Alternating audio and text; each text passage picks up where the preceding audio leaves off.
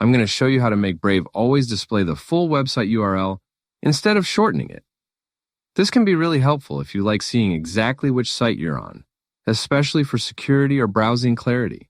So let's get started. First, open up the Brave browser on your computer.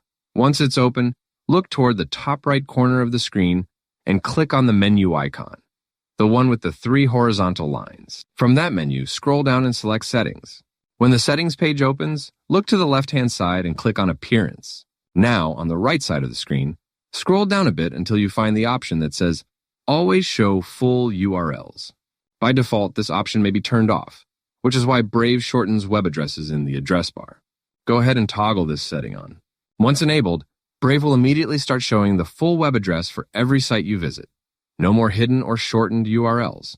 This can be especially useful if you want to double-check links, avoid suspicious sites, or just prefer seeing the complete address while browsing.